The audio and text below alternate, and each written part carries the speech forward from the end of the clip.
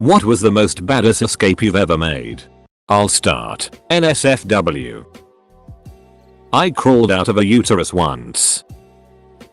At the end of my stint as a used bookstore lackey at one of the worst stores in the world, I realized that I had been drawing decent books with a Sharpie for months with no repercussions. Turns out, right when I quit, a goddamn avalanche of customers started coming in complaining about finding magic marker dongs in their reading material.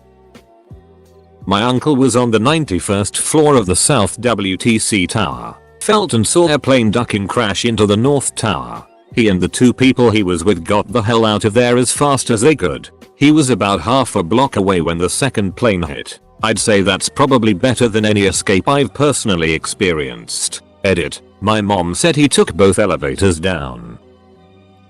Not mine personally, but still pretty crazy. I knew a Catholic priest who had escaped the invasion of Poland during World War II. According to his story, the Nazis had prepared a boat and had told the priests and followers of the area that they could voluntarily flee the country on that boat. His instinct told him it was a trap, so he stayed back and later watched as the boat sailed away and exploded in the distance. All was set on fire. I don't remember. He knew it was only a matter of time until he was persecuted, and somehow through the chaos he grouped up with a photographer fellow who knew of a group planning an escape at nightfall. So they threw themselves into a pit of dead bodies, playing dead until it was dark, and so made their escape. He died peacefully of old age in his church in Argentina. Yeah, pretty ironic place to go, but damn. TLDR priest evades Nazis by playing dead in a body pit. I tore my ACL and meniscus in high school, and with my freshly ruined knee in a full leg immobilizer, went to the craziest party of my life. I got wrecked and decided to stumble home but unknowingly exited the house via a side door, not the front door. This side door had 2 additional steps that I was totally unprepared for. Basically I ate it down the steps, and my drunk ass ended up face down in the yard. Well, because my leg was locked straight from my hip to my ankle, and because I was OD high and drunk off me mug, I couldn't get up. I dragged myself through the yard to a low-hanging tree branch and hoisted myself standing. As soon as I got vertical, I was blasted with the cop's car-mounted spotlight thingy. Right, young man. Part is over. Stay where you are. I gave them my most practiced, hardened DGAF face, and took off running down the street. I hopped 3 fences and ran just over 2 miles with an incredibly injured knee. Ducking thing has never been the same since, and never will fully heal. But I'll be goddamned if I'm not remembered as White Lightning forevermore. Not an escape. Actually the opposite. One day my brother and I were dropped off at home after school by the people we coupled with. It turned out we were locked out. We are usually the first home and I have a key. Although, the key was in my backpack and I didn't bring my backpack home that day because there was no homework. I checked all the doors and they were locked. My sister wasn't coming home for 2 hours and we thought we were doomed. My brother realized that the window to our living room was unlocked. The problem was that the window was 10 feet off the ground. We then used a stick to push up the window and screen. This is the awesome part. We had to figure out how to get up. There was nothing I step on top of, but then my brother had a stroke of brilliance. The plan was that I would hold out my hands and he would run and step onto my hands as I lifted them up. This would lead to him most likely flying high enough to grab onto something through the window. We were ready to do it. He ran and I tossed him up and he grabbed the window ledge. He pulled himself up and I jumped and pushed his legs in. Success. He unlocked the front door and we got inside. TLDR. Got into our locked house using creativity and very poor gymnastic skills. Also, we now know that our house is prone to being robbed by acrobats.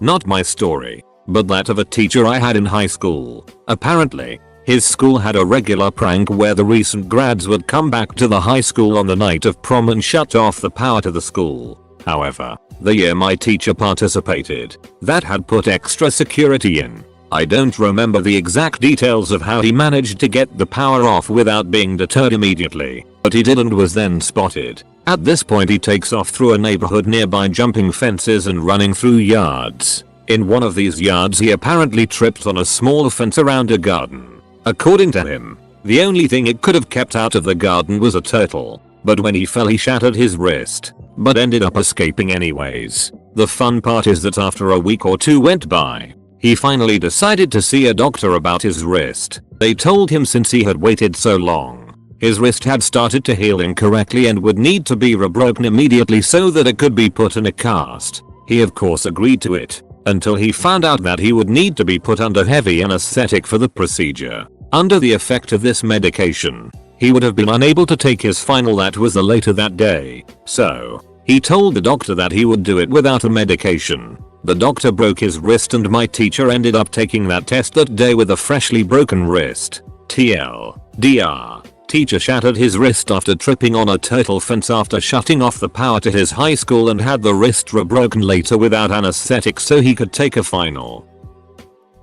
Deleted because blackmail. And this story was exaggerated. You weren't supposed to beat everyone before the thread even started. So basically you were chased by Gabe Newell for ducking his daughter. Last night my girlfriend's mom walked in on us literally 5 seconds after we put our pants back on. Good thing I don't last for more than like 30 seconds. Otherwise it would have been a disaster. Can't top ups but here we go. This was summer of sophomore year in high school and we thought it would be a great idea to have a party on a golf course hole. We pitched a tent and all was well until 3 AM. We saw flashlights. Not normal flashlights, but Method King cop LED flashlights 3 feet from our tent. In my drunken stupor I reach in my pocket and whip out my pocket knife. I cut a giantous hole through the tent and ducking ran. They didn't chase me, but still I thought it was pretty badass. One time my cousin and I organized a mission to go take a peek at my parents who were watching TV downstairs when we were supposed to be in bed. I was like 9 at the time. We called it SON. Sneak out night. We would laugh in front of my parents saying how the sun is coming up, and they would be like what, and me and my cousin felt badass. Anyway I walk downstairs and hide behind the island in our kitchen and watch like 30 seconds of TV without their knowledge. If that isn't BA enough, my mom got up and I maneuvered around the island opposite of where she was walking so that she couldn't see me. Now, I needed to escape silently, and our floors were wooden, so the bare soles of my foot would stick to it ever so slightly and make a small noise. I frickin' made T jump to the carpet and booked it upstairs to my cousin. I was a god that night, and legend was among my younger siblings that I was the best sonair out there. TLDR. Outmaneuvered someone 3 times my size using an island. An old housemate of mine from college used to set off firecrackers inside the house, usually around 2 or 3 AM on weekdays. One night he went to sleep around 11. I was really drunk at that point, so after I knew he was asleep I stole a Roman candle that he had left out, ran outside, lit it, and started shooting it at his open bedroom window. After 2 or 3 shots police lights start flashing behind me. The cop car had been parked outside of our house with its lights off and clearly saw me drunkenly screaming and firing a Roman candle at my housemate. I didn't even think. I just dropped the thing and ran. I hopped a fence behind our house and hid in some bushes for like 15 minutes. Then walked around the block and back home. I should mention that I was wearing one-piece pajamas and no shoes or slippers. When I got back my housemate told me that the 2 police officers in that car had come inside and searched around for me, and since they didn't find me we got a warning that if there were any more fireworks on our property we would be heavily fined. I know this isn't particularly impressive. I'm just really proud that my instinctual reaction to police lights is to ducking bolt. TLDR duck the police. I faked my own death once. As a virgin in high school can't help but feel like this. Am I the only one that lost it at who we'll call Emily? Her name was actually Emily. Chased through the woods by a guy with either abuse or murder on his mind. Probably a delightful combo of both. I ran very fast for at least 2 kilometers. Then climbed a building. Damn. I'm always too late to the game. Anyway, here goes. Back when I was in high school I was dating this girl. We'd go back to her house after school and have some fun together quite often. The house is a 2-story house with a door to the front driveway down in the basement hangout area, and a front door about 5 feet to the side and 5 feet higher, middle of the 2 floors, away from the basement door. down in the basement having fun. And her mom comes home. Well, actually, there's a window and we see her shadow walk by. It tacos. So I scramble to get ready while her mom is fumbling with the keys to the house. I put my hand on the basement doorknob and wait for her mom to start opening the front door. The doors are visible to each other and both make a lot of noise. I had to time this perfectly. I time it and perfectly open the basement door as the front door opens. Her mom is opening the door and walking in and doesn't notice the other door open as I exit. I then closed it when she closed it. I hid behind her car in the driveway for about 5 minutes and then came back up to the front door as if I was just arriving. I have that memory burned into the back of my mind. It was executed perfectly. No, never mind. You win. Every time I walk out of the doors of my workplace, but then that's when I realize I'll be back the next day, So this is the story of my first shrooms trip, and my friends and I have earned so many props for this performance. We decide to go see the Lorax on the Friday night of Street Paddy's Day weekend, and that it was amazing. The driver brought some alcohol and killed it before the movie, and the other passenger had a little bit of weed on him. Everything went smoothly until we get less than half a mile from the parking lot back on our campus and there's a DUI checkpoint set up. I went from relaxed to eating bricks instantly when I remembered my taillight was out, and next thing I knew we were pulled over. Cops come up and ask multiple times if we had been drinking that night. Of course we answer no every time. Are there any drugs in the car? No sir. Could we bring in the dogs? Sure thing officer. We played it perfectly until the cop goes to write us up. I started sweating profusely, and within a couple minutes my face and shirt were drenched. Cop comes up to give us the taillight infraction ticket, stares at me for a second, then asks why you sweating so much son? To this day I have no idea how I answered. While tripping balls, oh, I have overactive sweat glands, sir. He hesitated and thought for a second, said okay, and told us to be safe and have a good night.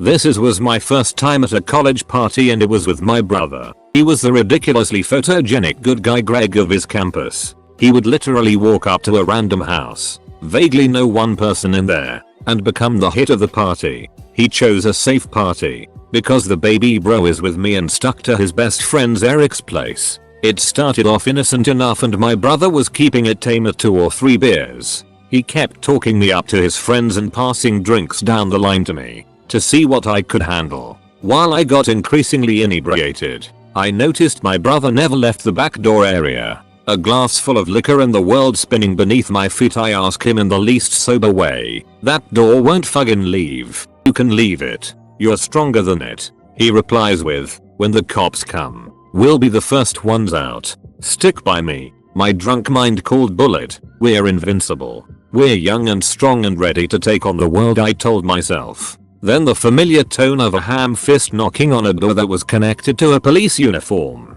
The front door opened, the back door slid, and my brother and I were lost to the night. So we thought, as we stepped through the gateway from the busted party to the freedom of outside. We were met with the sun. It isn't daylight out, I wondered, until I realized that it was a cop and a flashlight, blinding our faces, taking our invincibility. Then, with a shove and yell to run, my brother and I were off into the nearby cornfield. We sprinted, only a few yards parallel to each other, straight down the corn rows. We both being track stars and triathletes, we figured we had a great shot at getting away. Our chances hit near zero when we hit the ravines and creek nearby. Well, my chances remained the same because my eyes were slower than my legs and I ended up ass first, face second down a 50-foot ravine. He followed suit. We made it down the ravine, across the creek, and started up the other side before we heard the familiar cussing of a cop that had one too many donuts.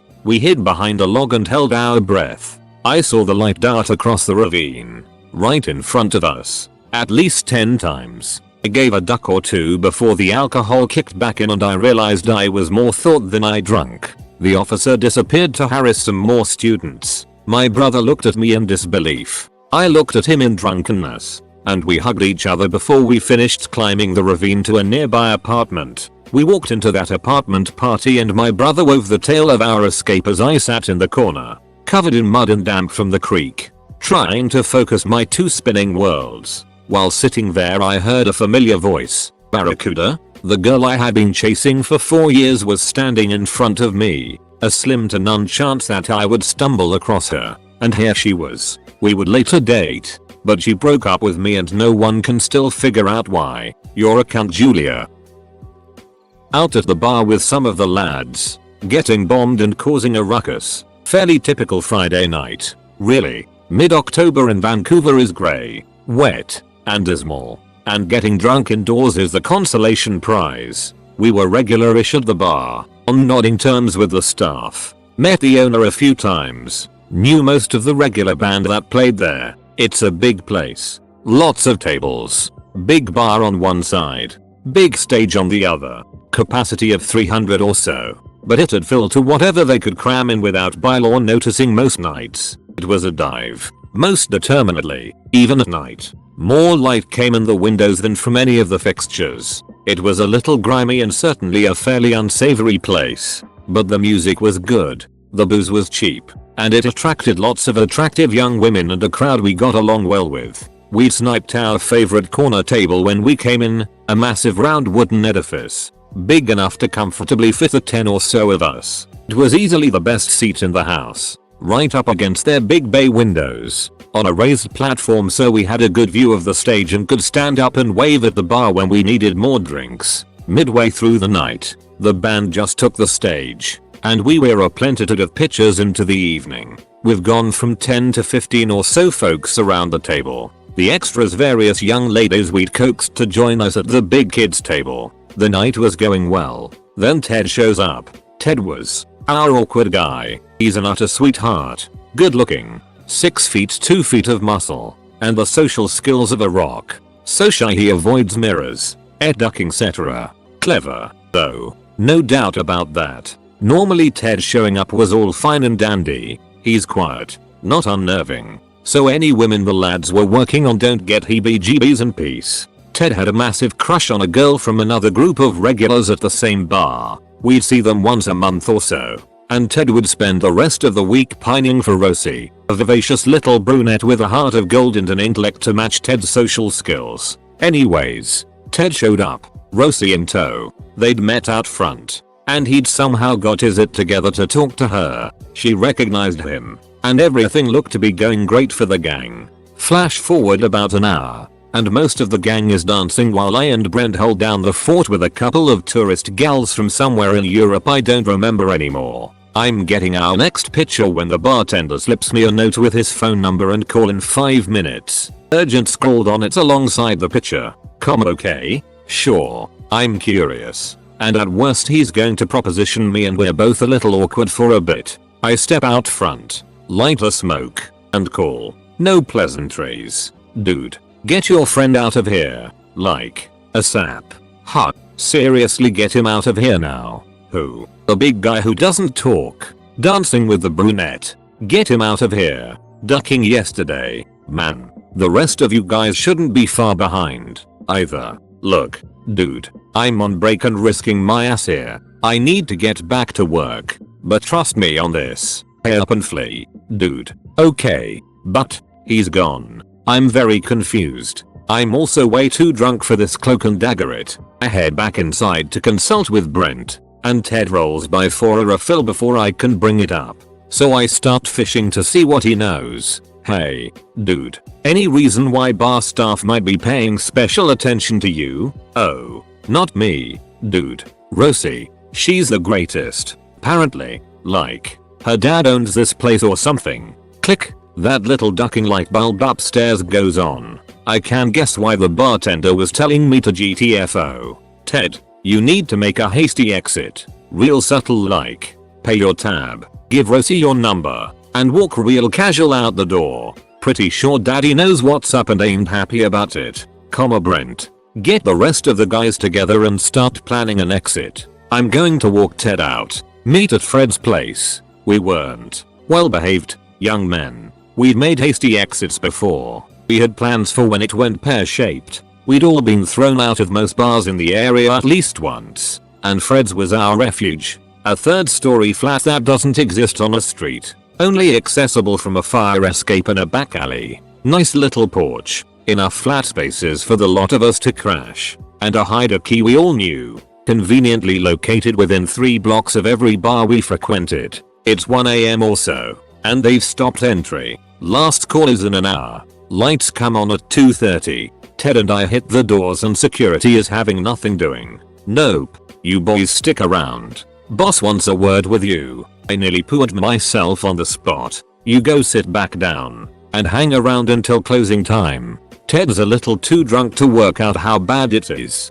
while I'm just drunk enough that all the scuttlebutt and rumors I'd heard about the bar being in with the mob, triads, Hells Angels, and Satanists, individually or simultaneously, is coming to me in a drunken panic-inducing waves of holy it, reduct. Visions of mob movie torture scenes are playing vividly in my brain. Ted hauls me back to our table, oblivious to my terror.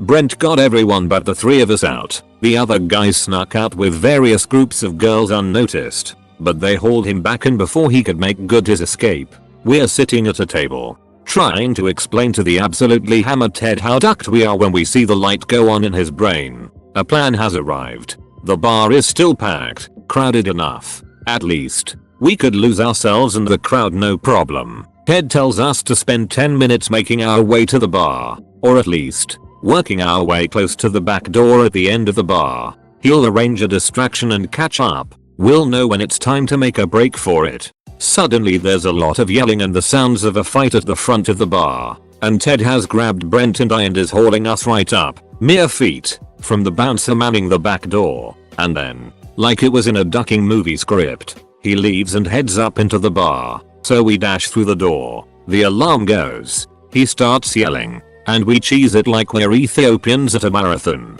pounding out of the cul-de-sac the back alley towards the street, same as the entry to the bar is on. Just as we're approaching the exit, a car turns into the alley and we flush up against the walls to give him space, and we see this mountain of a ginger driving the car with the owner in the front passenger's seat. Ted just hollers sprint, and we start moving again. Brent and I duck round the passenger side, Ted the driver's side. We're about 10 feet from the alley mouth when we see more security guys coming round the corner at full speed. As my life flashes before my eyes, so do they, running right past us yelling at the owner about something. We make our escape and duck into the next alley to head to Fred's by the back route. We get to Fred's relatively uneventfully, so DTES alleys are never actually uneventful, but nothing interesting or relevant to the story, and Ted is in shirt sleeves, soaked to the bone, and shivering like he's about to die. Mid-October in Vancouver. Man, your coat. He starts to cackle, not getting that back. Hey? And we start giving him it for forgetting his coat. Forget? Guys, I set it on fire. Turns out his idea of distraction was to steal bottle service from the table next to us, douse his coat in booze, and set it on fire under the bench.